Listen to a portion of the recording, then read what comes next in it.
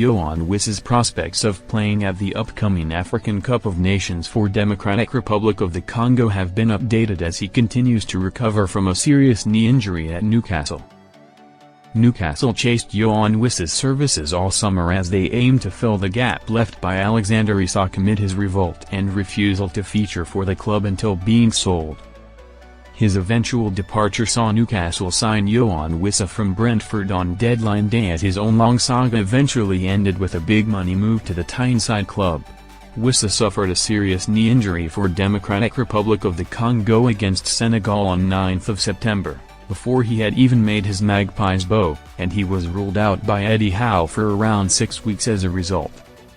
He is still yet to feature as Newcastle carefully manage him so he is in top shape when the time comes to make his debut, and the plan has seemingly been for him to go to the African Cup of Nations in December with Democratic Republic of the Congo after a full recovery has been made.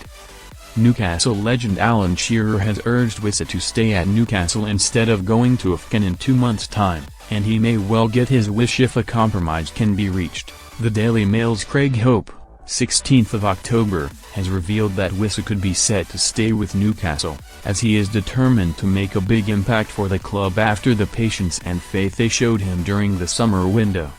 His long-term fitness for club and country is the priority for all parties, especially with Democratic Republic of the Congo potentially set to take part in their first World Cup since 1974, and so discussions over Wissa's AFCON involvement are set to take place soon. It is believed that he could have played for the Magpies by now if he had taken injections in his knee, but both him and the club decided against that option to preserve his long-term health, so it seems likely that he stays in England across the Christmas period to continue that notion. The games Wissa is still set to miss as Brentford return targeted. Wissa is still waiting to make his Newcastle debut, and the club will want him on the pitch as quickly as possible so they can see returns on their £55 million investment, yet will also know they cannot rush him in fear of another setback.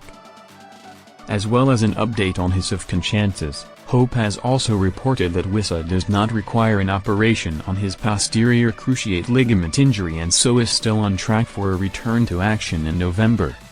View Instagram post. Despite previous claims that he was set to be involved against West Ham on 2nd of November, the report also states that he is more likely to make his long-awaited debut against none other than his former club Brentford on 9th of November.